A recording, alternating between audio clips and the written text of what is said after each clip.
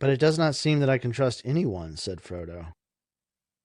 Sam looked at him unhappily. It all depends on what you want, put in Merry. You can trust us to stick to you through thick and thin, to the bitter end. And you can trust us to keep any secret of yours, closer than you keep it yourself. But you cannot trust us to let you face trouble alone and go off without a word. We are your friends, Frodo. Anyway, there it is. We know most of what Gandalf has told you. We know a good deal about the ring.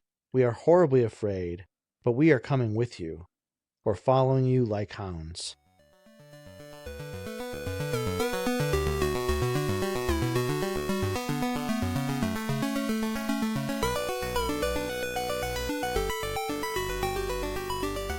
Welcome to the Wayward Wizards podcast. Today we are reading Book 1, Chapter 5, A Conspiracy Unmasked. I'm Zach, and I'm here with Fatty Bolger himself, Logan. That's me. Fatty Bolger, top name in Lord of the Rings. We go from one of the worst names, Farmer Maggot, Farmer Maggot, to one of the very best names and a real mensch. A real mensch, Fatty Bolger. Fatty Bolger. I mean, he's great. He's as brave as either of us would be if we were in this story. Exactly. That's why I love him. He's just like, yeah, you guys are gonna go off and do that thing. I hope you don't need any rescuing by the end of the day. But Fatty is great. Also, I mean, we'll just add that to the list of things that Tolkien would get canceled for if he were alive today. Yeah, just blatant fat phobia, fat shaming. This guy's name is essentially like fat ass. It's just like fat ass Bolger. Drogo and his vittles, and then Fatty Bolger. It's hilarious. Yeah, like Tolkien loved a good fat joke, and I think we forget like how much of like Hobbit culture is just that they're like little rotund, little just eating and drinking. Just soft around the belly. That's great. Fatty Bolger. What's Fatty's real name? Fredegar. Fredegar Bolger. It's quite the name. He needs a nickname. You know what I mean? Like a lot of these guys have names that just demand a nickname because you can't go around just being Fredegar. Yeah, you're not going to go around calling your friend Fredegar. That's Fatty if I ever heard one. But yeah, so I mean, what happens in this chapter this week? They narrowly avoid disaster. Yeah, they narrowly avoid the Black Rider at the river. And it's funny, like instead of just having rising action, Tolkien is like, he like ramps it up and then ramps it down and then ramps it up and then ramps it down. It's like this real roller coaster at the beginning. It's not just rising action until, we really start. It's this whole process of kind of getting going. It's like you're so right. Steam locomotive, like getting rolling or something like that. Yeah, I think like, and that's such a like stumbling block for people who are reading, which is understandable. For the first time. Yeah, I mean, you have to almost like tell people like, all right, get through the Council of Elrond. All right, you get through the Council of Elrond, the story just like picks up pace, but right up until the Council of Elrond, it's like, oh right, like when is this thing really going to start? Yeah, it's interesting because like you get the kind of the cliffhanger of last chapter. Right. Of them thinking that Merry is a Black Rider. Yeah. And then they get on their like ferry. Right. And they start crossing the river. And then immediately they see a Black Rider. Yeah. Like right on the, I think it's right on the pier or something like that. It's kind of like where they just took off from, I believe. It says on the far stage under the distant lamps, they could just make out a figure. It looked like a dark black bundle left behind. But as they looked, it seemed to move and sway this way and that, as if searching the ground. It then crawled or went crouching back into the gloom beyond the lamps. It's very creepy. They don't just walk, the Black Riders don't just walk around like normal people, they're like crawling on the ground. Yeah, they're more like a pile of rags or something like that than they are like people almost. It's chilling. It's chilling. And it's almost like scarier than kind of the picture of Black Riders that we have in our heads, which are so informed by the Peter Jackson films. Yeah. Where they're so much more physically intimidating. You know, they're almost like sweeping like a mist on the ground. They're sweeping back and forth. Yeah.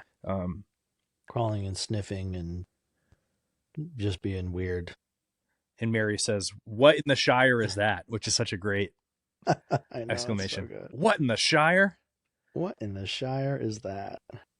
Yeah, because the Shire is their whole world, I guess. Same like what the world. Yeah. We get some Hobbit history, which I think is interesting. Yeah. I had completely forgotten about all this. Yeah, this stuff about Gorhendad. Yeah. Sure. Old Buck crosses the river, changes his name, sort of sets up a colony. It's like, yeah, it says a Shire colony, as it were. Hobbit manifest destiny or something. Yeah, to cross the river, and then he's got this house that has like 100 windows, which is kind of funny. With this huge. The Brandybucks and their numerous dependents then began to burrow and later to build all around about. That was the origin of Buckland, a thickly inhabited strip between the river and the old forest, a sort of colony from the Shire. And I love that we've talked a lot about this, but I love that, you know, most of the folk in the old Shire regarded the Bucklanders as peculiar half foreigners, as it were. Though, as a matter of fact, they were not very different from other hobbits of the Four Farthings, except, of course, that they liked boats and some of them could swim. Once again, those untrustworthy boat riders. Messing with boats. You know, in this, I don't think that we mentioned this later, or mentioned this earlier, rather. There's a really funny bit after Galadriel gives them boats in Lothlorien, and it talks about how much Sam hated being in the boats. He's not into it. He's just not into. And gosh, we'll have to mark it like when we get to this later. But we just have to remember like how primed we are to think it's really funny that Sam doesn't like boats. Yeah. Yeah, and I mean I think that's like, you know, we talked about how slow it takes for this to kind of take off, but I think he's, you know, it adds to the richness of the story eventually, where he spent some time putting this stuff down around about Hobbit culture and about, you know, like just this small detail about most hobbits, you know, really disliking boats. And then when Sam is so upset about it, then it kind of hits home in a way that it wouldn't otherwise. And so it's it's a slow burn, but it's I think it pays off. There's a few like Hobbit history, Hobbit nature things that come up in here, like, you know, the kind of the origin of the foundations of Buckland is really interesting. Mm-hmm. Completely unnecessary. Like, no, do we really need this aside? Not at all. Background, yeah. We get hammered home again that hobbits don't like boats. Like, right. All right, Professor Tolkien, we get it. They don't like boats. Exactly. Frodo's parents died this way. Like, we're on it. We know. We also get the fact that they're like really unnaturally fond of mushrooms. Yeah, they're like, can't get enough mushrooms. So they're just like super into mushrooms. They're like jealous of even them, more, you know? Yeah. Even to the point where Fatty, once again, you know, I guess we know why he's called Fatty, but he's just like, oh, you guys won't be wanting any more mushrooms, will you? And they're like, keep your greedy, slimy, disgusting hands off of it, Frediger. You know? Mrs. What's her name? Maggot? Mrs. Maggot? Mrs. Maggot gave them to me, and I'll be serving them. That's right. It's so good. Also, just the fact that Mary's like, oh, well, you know, I see that you guys have already eaten dinner. And they're like, oh, you know, we could really use another. We could use another dinner. Fourth meal. They just ate 5 miles ago. Yeah, right. Exactly. And now they're going to sit down and eat more after a bath. So funny. Before we get to their reunion, though, there was a line in here that I really never noticed until this reading. But there's a really affecting scene in the Fellowship of the Ring movie where Sam and Frodo are walking when it's still just Sam and Frodo, and Sam stops and has this like great line, which is not in the books, where he's like essentially like, one step more and I'll be further away from home than I've ever been. Right. And, you know, it's one of the highlights of the movie. I think it's just like really just hits the imagery on the head of like, totally. You know, they're on a journey and they're walking towards their destiny.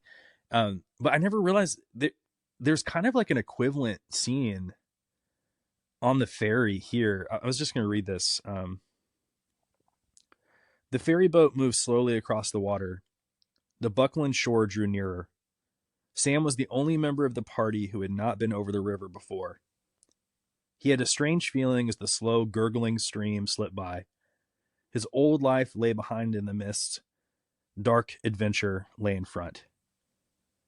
He scratched his head and for a moment had a passing wish that Mr. Frodo could have gone on living quietly at Bag End. But I mean, that's like a threshold moment for Sam. Yeah. Like he's literally crossing a physical boundary that is the furthest away from home that he's ever been. Yeah. And he's making a conscious choice to continue on, but also subtly regretting, silently yearning for Frodo just to be able to continue living the way that they had in the simple way before their adventure kicked off. Yeah, it says a lot about his loyalty to Frodo, I think, as well as his love of the Shire. And that comes through again and again, like how much the Shire is sort of like a touch point for them, for their, like they have some hope or something like that in having a homeland, or, you know, a place that they know. And I do think that translates really nicely into the movie. The way that they do that in the film is really beautiful, and probably more affecting than this. Yeah. But I do think that, you know, it's really nice when we get a glance into the thoughts of characters like Sam, right, and that kind of internal monologue that he has. So, right. Yeah. So where are we here? We cross the. They cross the river. The river. While they're halfway across, they see the, like, you know, the Black Rider. Merry is uninformed. Yeah, he's like, that's right. What in the world? What in the Shire is that? What in the Shire? And Frodo's essentially like, hey, yeah, we don't have time to explain that. But moving. We're being followed. Right. Merry's probably like, what? Yeah, and he's like, you know, can horses cross the river? And Merry's like, I don't think so. I think they're gonna have to go up, you know, to the Brandywine Bridge, like 10 miles north of here. And he's like, but what do horses have to do with it? And he's like, yada yada yada. We don't have time to explain. Yeah, you know, right. So yeah, there's this building tension there too. You're right. And then they're like, all right, let's go have dinner. Yeah, we could do with another. You shall have it. Give me that basket. We're being pursued by a person on horseback. Yeah. Who's going to have to go 10 miles up and 10 miles back. Right. Which, you know, we talked about how long it would take to walk 20 miles. It's like a day's journey to walk, but how long is that on a horse? Especially like a demon horse, you know, like. Yeah, horse demon. It's some kind I guess of they don't know that about them yet. But it's some kind of horse that, like, they don't, you know, I don't think that in Mordor they really worry about taking real good care of their horses. Like, if the horse dies, it dies, right? Like, yeah, they're not precious about their horses. They're only precious right. about the ring. Well, yeah, you know, it's interesting. I know that was a terrible pun. Horrible. Might have to cut that out. We might have to cut that out. But it's interesting. Like, Tolkien took a lot of care when you go back and look at his notes and his drafts. He took a lot of care to show that the Nazgul don't cross rivers. They don't cross bodies of water. Oh yeah, interesting. They always go around bodies of water. Like, they might go across like shallow bits of water, but they don't ford rivers ever. That's interesting. That's just like an interesting character trait of the Nazgul, is that they always go around rivers. So they'll take a bridge. Yep. But they won't. Yeah, they're not going to swim a horse across. And you know, the Brandywine must be. I think we think of. I don't know. I think of the Shire as like this place that doesn't have any like major geography or something like that. But like, yeah, the Brandywine's a pretty major river. I mean, it has to be a pretty deep and swift moving river for a horse not to swim. Especially for a hobbit, it would be. Well, yeah, because they don't swim. Hobbits don't swim. In fact, like Tolkien kind of makes a big point of the Bucklanders being weird because he says some of them could swim. Yeah, but right. I think it's just kind of assumed that hobbits can't swim. I'm not sure exactly why it is that the Nazgul don't cross water, apart from the fact that, like, in Tolkien, water is like this kind of sacred, rivers spiritual, sacred thing in the ocean. Too. Oh, yeah, which we'll get at the very end of this chapter. Another vision of the sea. Yeah. But yeah, they're kind of a place where spirits and the powers have like more magic. Like they inhabit rivers, they inhabit the sea, I mean that will come up a little bit later when we talk about Tom Bombadil.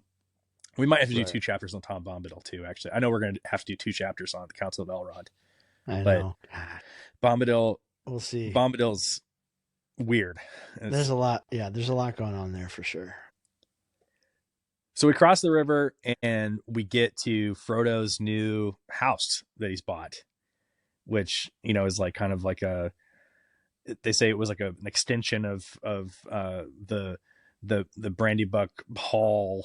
Right. And the Brandybucks had built it for like use for visitors and things like that. Yeah. Sort of a guest house. I love the detail that it says that it was an old-fashioned countrified house, as much like a hobbit hole as possible. Long and low with no upper story, had a roof of turf, round windows, and a large round door. I just think that's so sweet. Yeah, it's like a hobbit hole-ish house. Yeah. It's not a hobbit hole, but it's still it's still got those like kind of trappings of the traditional hobbit hole that we picture in our heads. Yeah, it's like kind of, it's an out of the way place. It's not going to be noticed by a lot of people. That's why they chose it. Yeah. It says you can get in and out without being noticed. I like that we get this detail that it was a pleasant, comfortable, welcoming place. And it says that Frodo found himself wishing that he was really coming here to settle down in quiet retirement. Retirement from what? Being like a rich person? Retirement from being retired. Yeah, exactly. Retirement from a Hobbiton, I guess. Retirement from having to deal with the SBs. Yeah, I guess it's, I mean, it's, that's, I don't, we'll have to like look it up. Like if retirement meant something different to I think that gentry. I think that is what it is. Like you retire from like public life or something like that. Because he had like all these hobbits that were dependent on his estate. Right. Exactly. That's the retirement. So it's kind of like, the people who were at Downton Abbey, they didn't work a day in their lives, but they also had a bunch of people that worked for them and were dependent on them. And so you can imagine them retiring to a country life, and no longer being responsible. Yeah, your job is to throw parties and maintain your wealth and be sort of a socialite or something like that. And so make sure the gaffer has this creaky joint ointment. Right. And instead of like throwing birthday parties for the whole community, you just throw birthday parties for your like relatives or something like that, Yeah. But yeah, I underlined that. I was like, yeah, retirement, like it must be nice. Oh, yeah, your life is so hard. Yeah, exactly. Mm-hmm. Yes, and this is when we're introduced to old Fatty. Yeah, old Frediger. Exactly. Had Fatty been introduced before this moment in the story? Like had he? So we had Falco. So. I don't believe so. Yeah, I think we had Fatty and Falco. Oh before. Yeah, that's right. Maybe there's a mention of them, or they help. Maybe they help move stuff from Bag End to Crick Hollow. Yeah, they're mentioned as like his close friends. Yeah, so we were introduced to Fatty really briefly in the Three's Company chapter. Here's the line. It says, "Some of Frodo's friends came to stay and help him with the packing. These were Frediger Bolger and Falco Boffin, and of course his special friends Pippin Took and Mary Brandybuck. Between them, they turned the whole place upside down." So Fatty's kind of been there from the beginning. He at least gets some lines. He's one of the boys. Yeah. He's one of the lads. Yeah. One of the lads. But yeah, he unlike Falco actually gets some lines of dialogue. Right. Dare we say his character's a little fleshed out. But yeah, Falco gets nothing. But yeah, Fatty, he has the place all ready to go. He's clearly like giving them some baths are drawn. 3 baths. 3 baths. I think it's hilarious that when they're like, we have a bath, and Frodo's like, all right, who's going to go first, the oldest or the fastest? Either way, Pippin's going last. It's so good. I mean, like, I like you, but I don't think I would be sharing a bath, like your same bath water. No. That's sorry. No. Thank God for modern amenities. Thank God for indoor plumbing. But they lay out 3 separate baths. What luxury. And then they yuck it up in there. I mean, it's like, it's kind of sexy. It's like soap suds and, I imagine like just like a steamed over lens, and they're in there, getting clean and singing songs and playing with the bathwater. Yeah, Pippin's making a mess. Yeah, Mary says you got to mop that up before you come to dinner. You better hurry up. Yeah. Well, I mean, you and I both have kids, and so we both know the like special frustration of walking into a kid like having just destroyed the bathroom. Yes, exactly. With soapy water, where it's just like, all right, somebody has to clean this up, Pippin. Like, exactly. What are you thinking, man? Like with your singing and your splashing water all over the place. I love it. We get a couple really great songs in this chapter. Indeed. If I haven't mentioned it in the past, my dad introduced me to Lord of the Rings. When I first started reading it, before the movies came out, I didn't really understand what was going on. And a piece of advice that he gave me in the beginning was just skip the songs. He's like, it's a great book, just skip the songs. And so for years, whenever I'd read the book, I would just like, a song would come up, like the italics would come up, and I'd be like, oh, yeah, moving on to the next part of the story. Not going to bother. I don't think that's the songs are great. I don't think that's bad advice for a kid, though. No, it getting like wrapped up in the poetry, getting lost in the poetry. Don't get bogged down in the poetry. But Tolkien was like a really good poet. The songs are great. I think he was a thoughtful poet. Was he really great? I think he was like technically proficient. You know what I mean? Whoa. Podcast over. I don't know if I agree that he was a great poet. I love these songs. Whoa. But I'm not sure. I mean, we haven't gotten to Bombadil yet, but like, I don't know. Tom Bombadillo, you're not a big fan of the Hey Ho Dairy Doll? Let's just say I know a couple people who speak in rhyme, and it's not that great. Yeah. But I don't know. I think it's great, the idea of like living in a world where people would just burst into song like this. Yeah, is pretty great. I do like that. Yeah, and we do it too. We sing snatches of songs. We move through the world singing songs. Like we sing to each other in my house constantly. We're all constantly singing to the dog and about the dog and to each other and about what we're doing. And I mean, it's songs about the dog. That's pretty great. I mean, so yeah, cut Tolkien some slack. Like he's singing songs about baths. Yeah, I'm into it. I'm into it. There was a couple lines from this song that I wanted to ring though. Sweet is the sound of the falling rain and the brook that leaps from hill to plain, but better than rain or rippling streams is hot water that smokes and steams. It's pretty great. Like singing songs about simple pleasures like eating and taking a hot bath after being in the woods for a few days. Pretty great. So yeah, they make a big mess. Mary comes in and Frodo says, "What about supper and beer in the throat?" as he comes out drying his hair, which is such a funny way to put it. So I'm listening to the Andy Serkis audiobook of this. Yeah, definitely. I'm kind of switching. Yeah, I mean, if you haven't listened to the audiobooks, the Rob Ingles audiobook is like the classic audiobook, which is the audiobook that I've listened to for years. And the Andy Serkis one has just come out in the last few years, and he's excellent and really great. I think it's such an accomplishment. But I never caught this until I heard him say it. But Merry, when he looks on the floor, the wet floor, he says in the written version, it's spelled Lawks. So I always read that as like locks. I never knew what it meant. I remember having read this like in one of my like rereadings in the last few years and being like, what is that? What does that mean? And then just kind of moving on. Andy Serkis pronounces it as like lords. And I looked it up, and it's an expression that means Lord.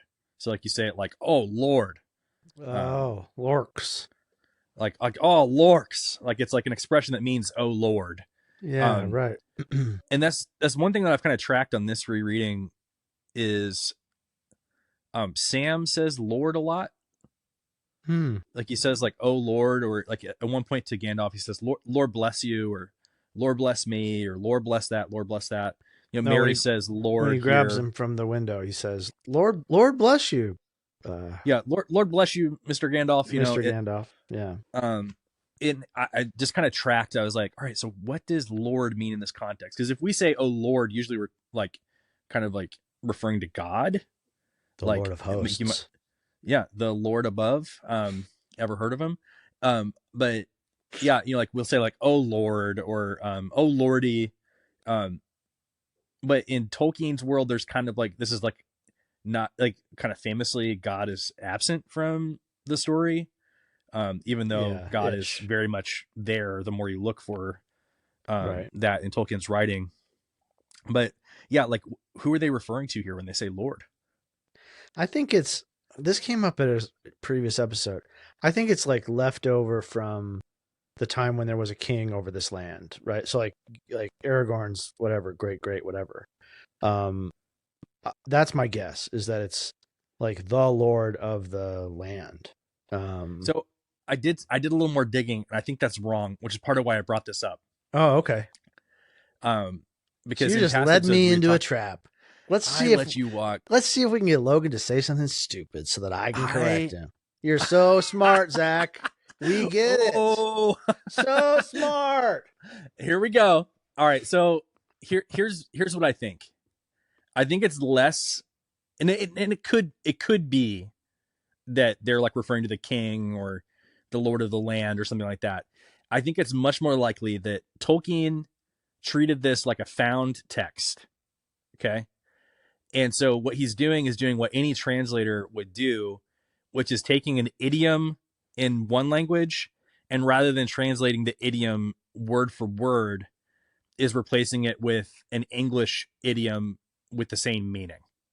Yep. So like in the same way that like if you were to sneeze and I would say bless you, I don't literally mean like, God bless you. It's just something that we say. It's idiomatic. Right. I think it's they in whatever Hobbit language they're speaking, Westeron or whatever, which is very different from English. They had some idiomatic saying that was like, oh my gosh, or oh my Lord, or God bless you, whatever. And Tolkien is replacing it with an English idiom of the same meaning. So that makes a lot of sense. I mean, that's all over biblical translation, and any translator is doing that kind of work constantly, right? Yeah. If you give a wooden translation word for word, it's not actually going to make any sense. You have just like Samwise Gamgee is not his name; it's a translation of what his actual name was in Westeron or whatever. Exactly. That makes a lot of sense. That makes more sense than my stupid take. God. Oh man, I'm so glad that you said something so stupid so that I could look so smart. You look so smart right now. So smart. No, but yeah, locks, Lawks. Lorks. It just means like, oh Lord, which we'll see if that comes up again in the entire book. I doubt it. So you think Andy Serkis, he did that research, or somebody did and said, this had is how you're going to say it. Had to have, unless, if we have any British listeners, again, we keep intoning our British listeners. If anybody who's British is listening, please email us through our website and let us know. simple, tax dodgers. We're not sure. We don't always know. And so if you can please let us know, that'd be great. But yeah, so they have dinner, and then the sort of story begins to unfold for Merry and Fredegar, mostly for Merry, I guess. Yeah, Fredegar doesn't really seem to care as much because he's like, I'm not going anywhere anyway. Yeah. All this sounds terrifying. The less I know, the better. Right.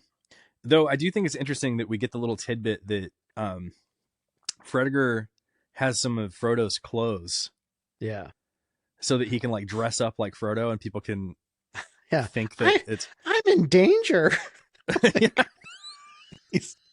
He's not like that struck me on this reread and my last reread. I'm like, this guy's brave. You know what I mean? Like, he's not so brave and like he doesn't want to go on an adventure, but exactly. But he's got willing to be a decoy. Right. He's got like fortitude. You know what I mean? Like, he's willing to sort of like stand in the way of these, whatever this like wraith is, right? Like, yeah. I think that means something, like he's one of the lads, but like, he's one of the lads because he's like made of like, similar stuff as the rest of these guys. Like, he kind of like, he's like, I don't know. He's got that same spirit to him. We get too brief a vision of Fatty. But I also think it's funny they essentially call him fat ass, but he's able to wear Frodo's clothes. So what does that say about Frodo? Yeah, exactly. Exactly. That's funny. It's like, maybe they should be a little nicer to Fredegar. Right. Poor guy. Yeah, this is like before we stopped bullying each other. Mm-hmm. Before this book was written, before bullying was outlawed. Yeah. Bullying was how you show love to each other in some way. Taking the piss.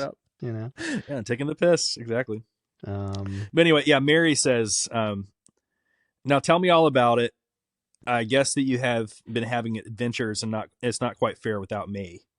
I want a full account, and I want to know what was the matter with old Maggot and why he spoke to me like that. He sounded almost as if he was scared, if that's possible. Yeah, Maggot's like a legend. I love him. Absolute legend. And it says here, old Maggot is a shrewd fellow. A lot goes on behind his round face that does not come out in his talk. I've heard that he used to go into the old forest at one time and has the reputation of knowing a good many strange things. Yeah. And I think that that's like a little bit of an echo of something that was in the draft history of Lord of the Rings, which is that for a while, Tolkien was toying with the idea of making Maggot like a more significant character. We find out during the Tom Bombadil chapter coming up that Maggot and Tom Bombadil are friends. Yeah. And that Bombadil gets news from Maggot.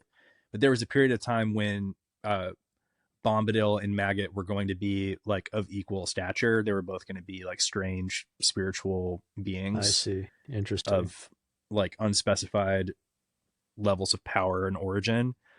So this is kind of an echo of that. Like, they're kind of like, oh, like, there's something about Maggot that doesn't quite meet the eye. There's something special about him that we don't quite know.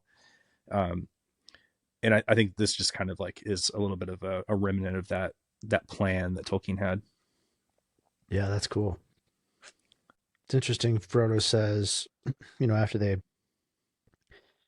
fill Merry in about the Black Riders, and Maggot's guess about Bilbo's treasure.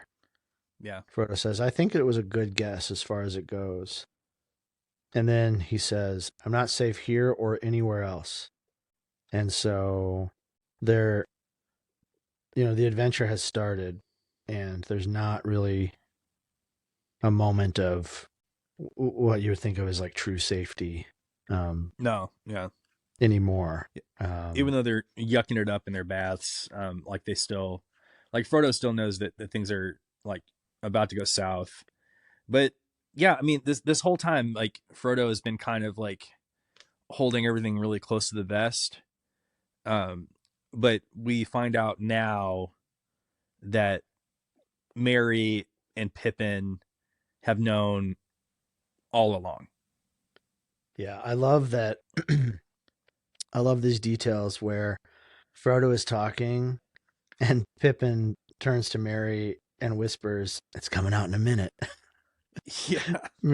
Merry nods. Frodo doesn't even like notice. It's like, all right, he's about to tell us finally. And then Merry says, "I think I could help you by telling you some of it myself." And there's this beautiful sort of way that close friends see us better than we see ourselves. Like we're more transparent to our friends than we are to our, like to our own subjectivity. And he just says, "Just this, my dear old Frodo, you are miserable because you don't know how to say goodbye. You meant to leave the Shire, of course, but danger has come on you sooner than you expected. And now you're making up your mind to go at once. And you don't want to. We are very sorry for you." Yeah. We are very sorry for you. Yeah. Oh, I love that they're like, hey man, you are not like, you've not given nearly enough like stock to the inquisitiveness of friends. Exactly. Like, she's like, do you really think you were like pulling this? Like, he's like, you were just like walking from place to place being like, oh, I wonder if this is the last time I'm going to see that tree. I wonder if this is the last time I'll see this river. Yeah. You don't think like we pay attention to you? Like we spend all of our time with you. It's like our job to like hang out. We know you really, really well. Yeah. And yeah, and they call themselves conspirators, which is, kind of a tongue in cheek sweet title that they've given themselves, where they're like, all right, we're just going to like let Frodo think that he is keeping this secret, but really, we're kind of gathering information.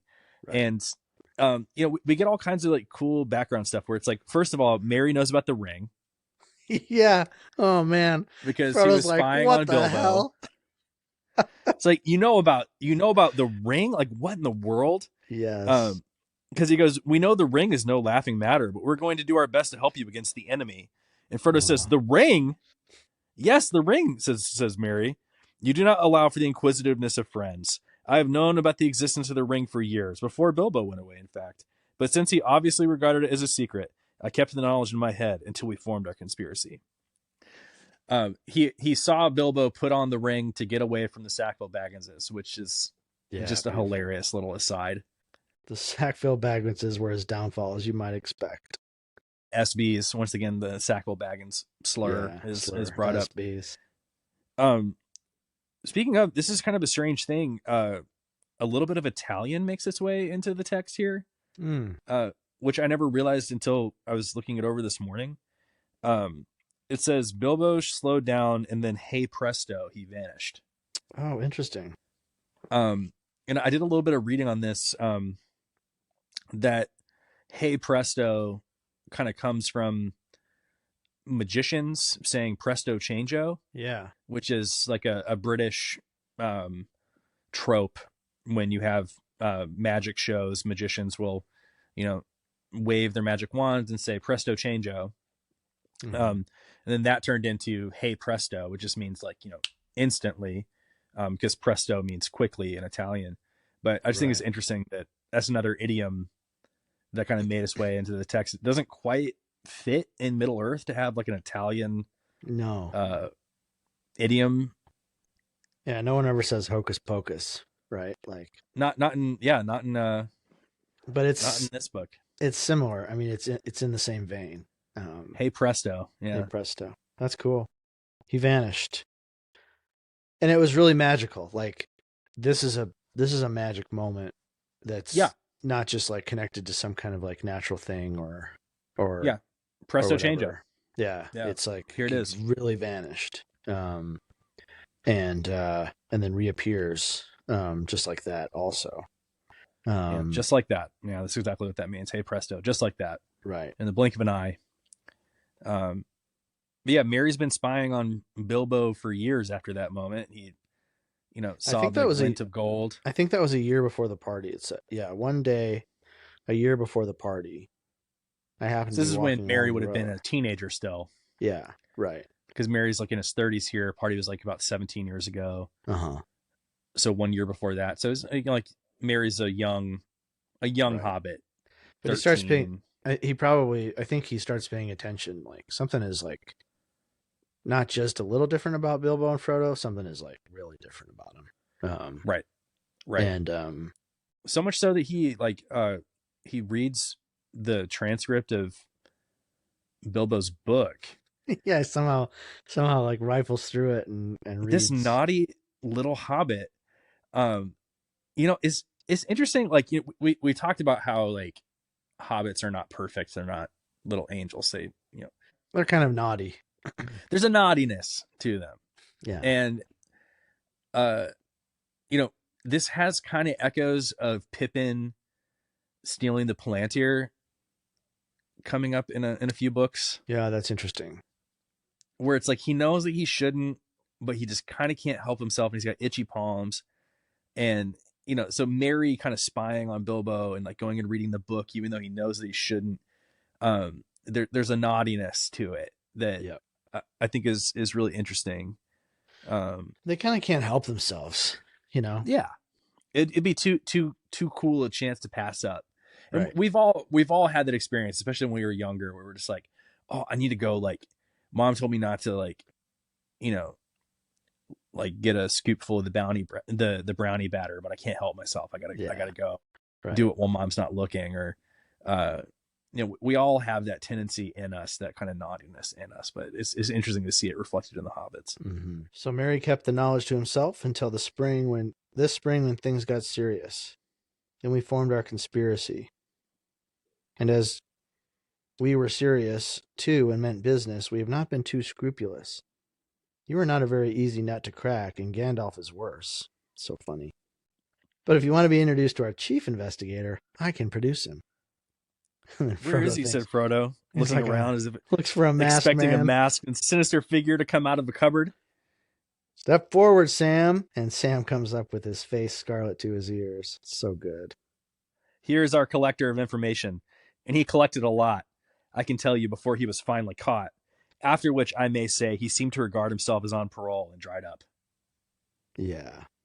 So when did Sam start collecting information? Do we know? We were talking about this like right before we started recording, because this is a question in my mind. So let me just kind of lay out the conspiracy as it's presented, and then we can try to decide.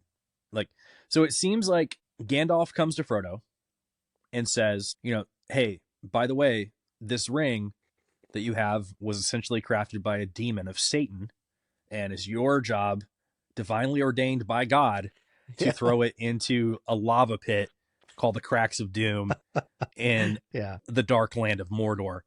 And Frodo's like, say what? He, decides he has to leave, but then they take several months to get moving until after Frodo's birthday, when they finally leave the Shire. Frodo is ostensibly just told Sam about this information. And Merry and Pippin, Fatty and Falco, the lads, as far as they know, Frodo's just moving to Buckland. Right. And they're helping him move house, but they're also helping him buy his new house. They're helping with all the logistics of getting that move to happen. But only Frodo and Sam really know what's up. Right. What Merry is telling us here is that they've all known all along, and that Sam has been helping them get information this whole time. That Sam has kind of filled them in about basically everything. And so the line that kind of tripped me up this time says, here's our collector of information. He collected a lot, I can tell you, before he was finally caught, after which he seemed to regard himself as on parole and dried up. Right. So when was he caught? Are they talking about when Gandalf caught Sam eavesdropping? And that's what I think of right away, is Sam eavesdropping. But that's at the very beginning. That's when all the information is the very first presentation of information about the ring. So is the implication here that they've been spying on Frodo since before Gandalf came to tell him what the ring is? Which that doesn't make any sense to me. It doesn't make sense for the conversation they're having right now, where they're laying out everything that happened, right? And because everything they learned from what Gandalf told Frodo. It's confusing. It's basically the question is did you catch Tolkien in a mistake? I don't think so. I guess the question in my mind is is the idea that Sam has been spying on Frodo for years for Merry and Pippin? In which case this seems a lot less cute Yeah, it's a little weird. I mean, Mary just admitted that he's been keeping an eye on Frodo since before Bilbo's party. Yeah, for like almost 20 years. Yeah, so um so there's something happening there, but I still don't understand when Sam was caught. Like if Sam, because Sam was caught the same day that Gandalf told Frodo about the ring. Yeah. So I don't know if it's a mistake or if it's just that it's not very clearly, because he wasn't caught again. No. I want to chalk it up to like an editing issue, right? Like the book has 3 editors, Frodo, Bilbo, and Sam. And then Tolkien himself. And then Tolkien himself, who's relating it, who was, you know, like an elf related it to him or whatever. Yes. And so I think this is a translation error. Yeah, I think it's like a textual provenance problem. That the timeline got a little snagged, and this is what we're left with. If you're happy with that explanation, I am. But yeah, only this time was I like, wait, when Sam got caught at the beginning of the conspiracy. So how was he giving them more information before he got caught when there was no information to give? If anybody has any follow up, you know, and any FUs, and they want to let us know. Yeah, you know, Professor Corey Olson, if you are listening to this podcast, please email. Come on the show, actually, and explain it to us. Corey, come on the show, buddy. Yeah, moving on from that question of like, you know, when did Sam know what when? You know, it is like, it's a little confusing, and this is another thing where it's kind of like, all right, if I was Tolkien's editor, I might say like, hey, like, get to it, man. Like, we don't need this conspiracy unmasked chapter really at all. Back and forth. But what we do need is we need these guys to say like, we're your friends and we're sticking with you. Yeah, like don't try and like tell us that we're not. That in my mind, this is one of the most moving pieces of the book. In fact, like when you and I first started reading Lord of the Rings together, I think I mentioned this as like one of the most moving pieces of the story in general. Yeah. Which is this line where Merry says, "You can trust us to stick to you through thick and thin to the bitter end. And you can trust us to keep any secret of yours closer than you can keep it yourself. But you cannot trust us to let you face trouble alone and go off without a word. You're our friends, Frodo." You know, it's like he's saying like, Frodo's like, "Oh, how could I trust you guys ever again? You've been lying to me." And he's like, "No, okay, here's what you can trust us to do. And that's not to let you go off to your death without us sticking with you. Like we're your friends, and we're not going to let you go off on your own. That's what you can trust, is that we're not going to let you go off on your own." And that's just so moving. We've been lying to you out of our love for you, because we know you better than you know yourself. We like see what you're doing, and you are not leaving on this adventure without us. Not because we're so addicted to adventure, although, you know, being where they're from in the Shire and who their, you know, lineage is, like I think they're more they're naive about what's coming for sure. They're naive, but they're also more we're kind of told that certain hobbits are more prone, because they're tooks or whatever, to these kind of adventures. But that's right. But the main thing is that like we're coming with you because we're your friends. Sam's coming with you because he's like loyal like a dog, and but we have agency and we're coming, and so just deal with it. We love you too much to let you go into this danger by yourself. It's such a theme in Lord of the Rings, the idea of fellowship. I mean, this book is literally called The Fellowship of the Ring, right? Yeah, right. But I think there's something so beautiful about saying that the thing that's going to make this quest successful in the face of certain death and evil beyond reckoning is simple friendship. Yeah. And a refusal to give up on your friends. Absolutely. You know, when we get to the Council of Elrond coming up,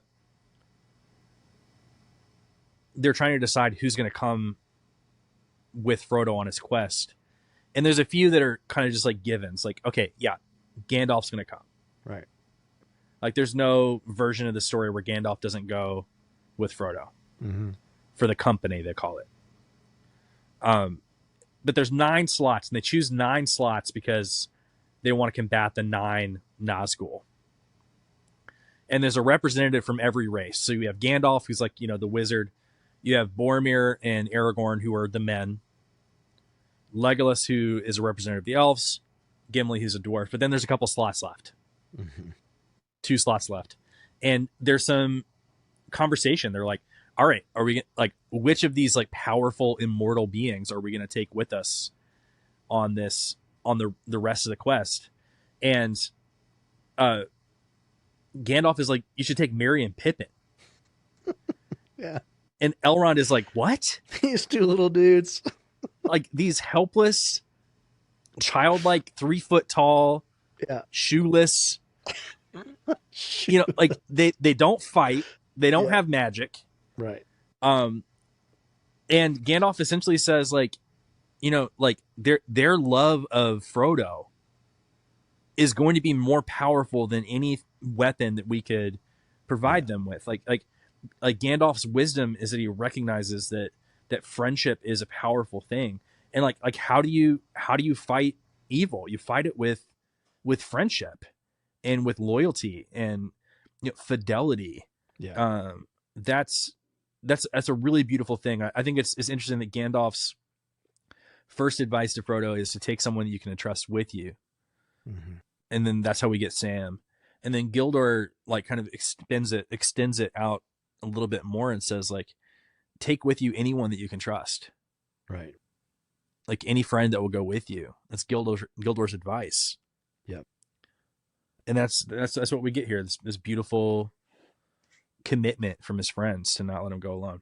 I also think Gandalf, we'll probably repeat this, but Gandalf knows these guys aren't going to be sent back to the Shire.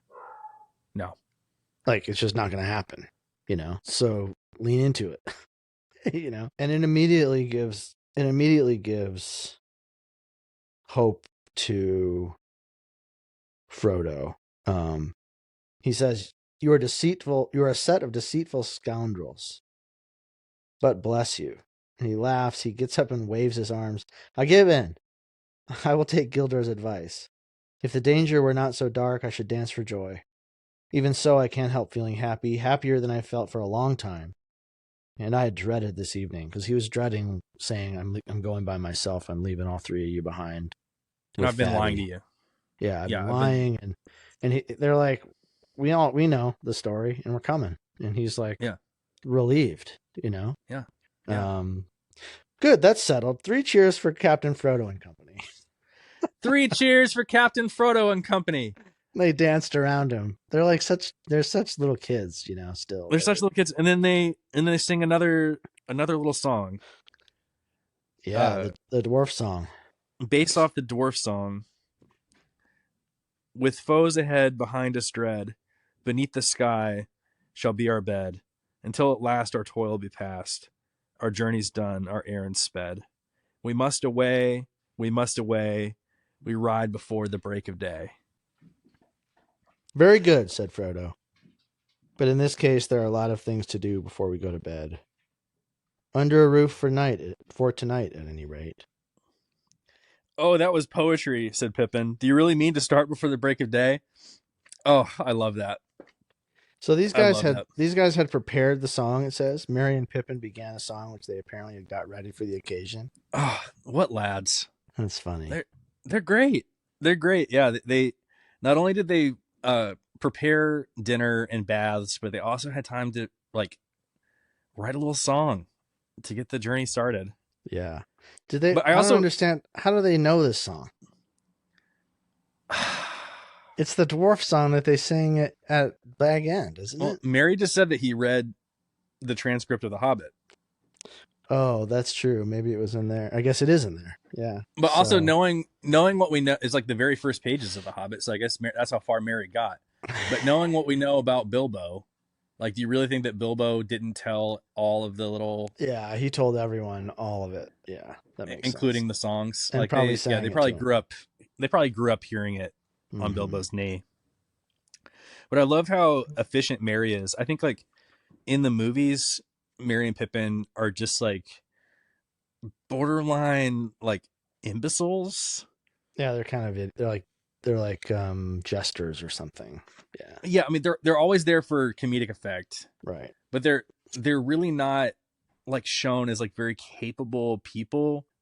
Merry is like a master of logistics. He plans all the packing. He says, I prepared practically everything. There are 5 ponies in the stable across the fields. Stores and tackle are all packed except for a few extra clothes and the perishable food. And yeah, I mean, he has a list and he's checking it twice. He's making sure that everything's going according to plan. And they decide to leave like right in the morning. Yeah. And their plan is to go through the old forest, which Frediger does not like the sound of. He's like, that is a mistake. You can't think of me doing that. It's quite as dangerous as Black Riders. Well, you do what you think best, said Frediger. I'm more afraid of the old forest than of anything I know about. The stories about it are a nightmare. But my vote hardly counts, as I'm not going to go on the journey. Still, I am very glad someone is stopping behind who can tell Gandalf what you have done when he turns up, as I'm sure he will before long. Good old Frediger. Merry's a little bit cavalier about the old forest. Brandy Bucks go in. We have our own private entrance. Frodo went in once. And of course we hear that, maybe Farmer Maggot had spent time in there. Which we get confirmation of in a couple chapters. Yeah. And but that's their plan, is to stay off the road. It sort of served them well already. So I guess it makes sense to continue that way. That's right. Fredigar is going to stay behind and keep up a pretense that Baggins was still at Frodo is still at Crick Hollow. He's the decoy. He'll wear those clothes we were talking about earlier. And then it says they didn't even really think about how dangerous that might be for him. Yeah, it's a little bit of a little on the nose narration there, huh? Yeah. They little thought how dangerous that part might prove. Mm-hmm. I love that Frodo kind of throws shade on the Black Riders a little bit. He says, we could not have left any messages behind for Gandalf otherwise. I don't know whether these riders can read or not.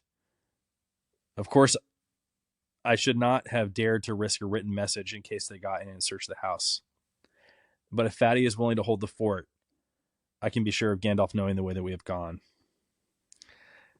I just love. He's like, I don't know if they can read. Like, you think these guys can read?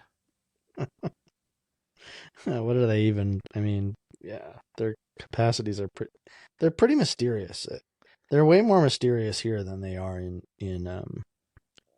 any kind of visual translation of the novel. Absolutely. So they decide to go to bed, and then they're going to wake up before the break of day, before daylight. And Tolkien drops a dream on us. Let's read a little bit of it. Yeah. Eventually he fell into a vague dream in which he seemed to be looking out of a high window over a dark sea of tangled trees. Down below among the roots there was the sound of creatures crawling and snuffling. He felt sure that they would smell him out sooner or later. Then he heard a noise in the distance. At first he thought it was a great wind coming over the leaves of the forest. Then he knew that it was not leaves, but the sound of the sea far off, a sound he had never heard in waking life, though it had often troubled his dreams. Suddenly he found he was out in the open. There were no trees after all. He was on a dark heath, and there was a strange salt smell in the air. Looking up, he saw before him a tall white tower standing alone on a high ridge. A great desire came over him to climb the tower and see the sea. He started to struggle up the ridge toward the tower, but suddenly a light came in the sky, and there was a noise of thunder. His fear in the first part of his dream, he's in a tower. There's creatures crawling and snuffling. Maybe that's a little allusion to the sniffing of the of the Black Riders, is answered by this like hope or something. It's like another one of those absolutely those encouragements that are sent by the Valar. Well, so if you lay out the timeline of where they are now and where Gandalf is, Gandalf is imprisoned at the pinnacle of Isengard right now. So I think what's probably happening here is that he's being given a vision of like what Gandalf sees looking from out Gandalf. over from Gandalf. I think so. Like we get the sense that Gandalf is able to project out of his own mind into the minds of those that he knows and loves. Yeah. And so I think that this is probably like, it starts with like him receiving this like vision from Gandalf, either directly from Gandalf or mediated by the Valar to him in his dream. But then he's given a vision of the White Tower in the sea, which is, where eventually he's going to cross the sea. Right. There's another tower. Right. Another tower. Yeah. So you have like the Dark Tower in the Sea of Trees, and then you have the White Tower. So it's where he's going eventually. Like he's being given a vision of like the end of the story here. Yeah. I really love a detail here that I really love is that it works like dreams actually work. Yeah. He's at the top of a tower. Then suddenly he's on the ground looking up at a tower. Yeah. That's how dreams work. You don't like walk from one place. It's not like you had to climb down the tower to like get to the ground, No. It's like, it just like jumps around, and it sort of is not like a linear experience exactly. Right. He's on a dark heath. There's a strange salt smell in the air. He's looking up. Then he's kind of trying to get toward it. He feels this desire to be there, up the ridge. And then we get the light and the noise of thunder, which, we find out is a transition into the next chapter. The way that the world, waking world kind of can invade our sleeping life as well. So the first line of the next chapter is Frodo woke suddenly, and Merry was standing there with a candle in one hand and banging on the door with the other. So you get the idea that like the candle is the light and the banging on the door is the sound of thunder. But obviously, these have like deeper, like visual, metaphorical meanings. The light and the sound of thunder. It's impossible to say like what those necessarily represent, but they're so evocative. They're so well. We don't get a pale horse, but if he hadn't woken up, maybe he would have seen. It's sort of apocalyptic. Yeah. I think it's supposed to. There's these apocalyptic like visions that he's being given. And the towers, the sea, which represents death, and the fating of the elves who cross the sea into Valinor. Deeply affecting stuff. I mean, it's what a weird little chapter. Only 10 pages in my edition. It does not get less weird for the next two chapters. The next chapters are so weird. But I think it's worth pointing out that like you said earlier, there's this kind of a roller coaster effect of what happens where he's the tension ramps and then it is dissipated by a domestic scene. I think if a modern storyteller were writing this story, this chapter would probably almost certainly be cut. But it's part of what makes Tolkien so special is we get this slow unfolding of the story. We get the depth. We get the bits about hobbits really loving mushrooms. We get the weird scene where they're all like bathing naked together, presumably singing songs and splashing each other.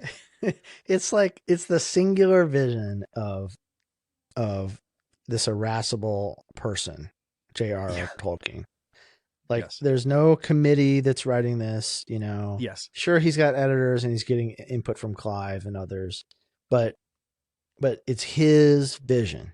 And it's really an expression of like Western artistry, where like that individual expression is like somehow sacred.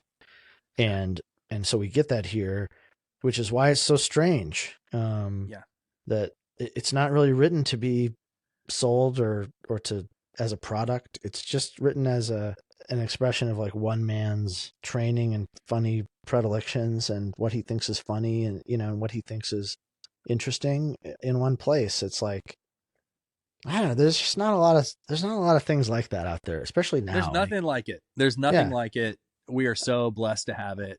I mean, so thank God we have it. It's lovely. Well, the real question, do we think that C.S. Lewis and Tolkien ever took a bath together?